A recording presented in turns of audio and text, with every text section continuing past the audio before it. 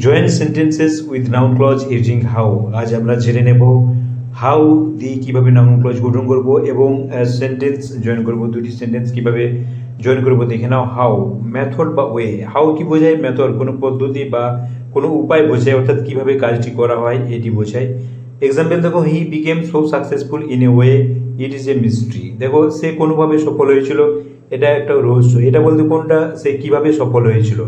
তাহলে দেখো, ইট এখানে সেকেন্ড সেন্টেন্স সাবজেক্ট হিসেবে আছে, সে তো আমাদের কি করতে হবে, ক্লজটি সাবজেক্ট হিসেবে বসাবো। হাউ দিয়ে শুরু করব, হাউ। এবার first sentence he became so successful, in a ওয়েটা বাদ যাবে কারণ হাউ বোঝাচ্ছে।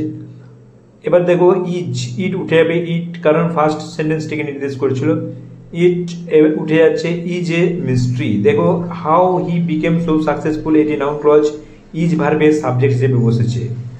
Next, he fixed the car, he told me the way. সে গাড়িটি ফিক্সড করেছিল, অর্থাৎ মেরামত করেছিল। He told me the way, সে আমাকে উপায়টি বলেছিল।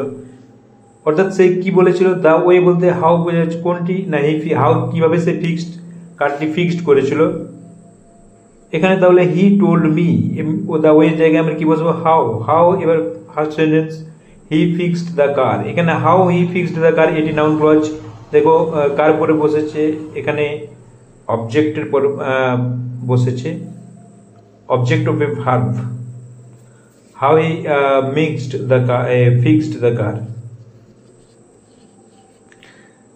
Next question, he knew the answer in a way, this is the question. সে কোনোভাবে উত্তর দিয়েছিল, সরি WAY হবে, এটা ভুল আছে। দিস ইজ দ্য কোশ্চেন, এটা ওই কোশ্চেনটা কি, যে সে কিভাবে উত্তর দিয়েছিল। তাহলে দ্য কোশ্চেন ইজ, ইজের পর আমরা নাউন ক্লজ তৈরি করবো। কোশ্চেনটা কি? The question is. হাউ দিয়ে শুরু করবো, how she solve the problem, সে সমস্যাটির সমাধান করেছিল। উই টকড অ্যাবাউট ইট, আমরা এটার সম্বন্ধে বলেছিলাম। কোনটা সম্বন্ধে? যে সে কিভাবে সমাধান করেছিল। তাহলে ইটের পরিবর্তে আমরা ক্লজটি তৈরি করব।